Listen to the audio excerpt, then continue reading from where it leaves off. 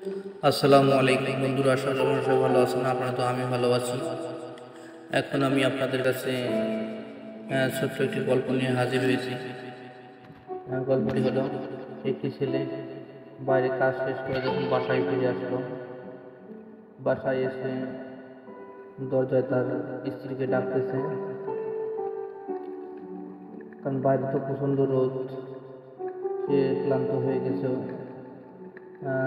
ডাকতেছিল এক সময় তার স্ত্রী দরজাটা খুলে দেয়। সে ঘরের ভিতর প্রবেশ করে, তখন বাড়ি থেকে আসছে অনেক ক্লান্ত। ঘরের ভিতর প্রবেশ করেই সে ক্লান্ত থাকায় তার পানির তৃষ্ণা পেয়েছিল। সে কিছু সময় রেস্ট নিয়ে তার সামনে তার টেবিলের উপর একটা গ্লাস দেখতে পায়।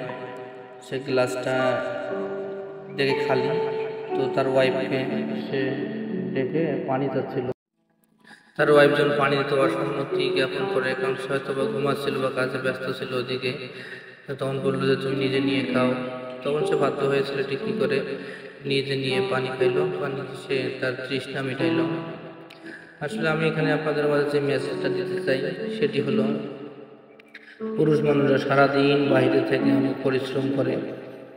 আপুরা, আপনারা যারা আছেন, যাদের বিয়ে হয়েছে, আপনারা অবশ্যই একটা জিনিস লক্ষ্য করবেন, আপনার হাজব্যান্ড যখন বাড়িতে ফিরে আসবে তখন আপনার হাজব্যান্ড আপনার কাছে যা চাবে সাথে সাথে দেওয়ার চেষ্টা করবেন। কারণ অনেক মেয়ে আছে এখন সারাদিন মোবাইল নিয়ে পড়ে থাকে, হাজব্যান্ড বাড়িতে আসলো, পানি চাবে, খেতে চাবে, সেদিকে আর ভ্রুক্ষেপ করে না, মানে তার দায়িত্ব যে কী জিনিস সেটাই বোঝে না। তাই আপনাদের উদ্দেশ্যে আমি একটা কথাই বলতে চাই, আপনারা আমার এই ভিডিওটি যারা যারা দেখতেছেন তারা অবশ্যই আপনার হাজব্যান্ড যদি বাড়ি থেকে আসে তার পিছনে লেগে থাকবেন, কি চায়, আপনার কি বলে,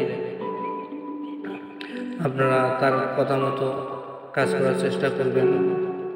ভালো থাকবেন, সুস্থ থাকবেন। সাথে থাকার জন্য অসংখ্য ধন্যবাদ।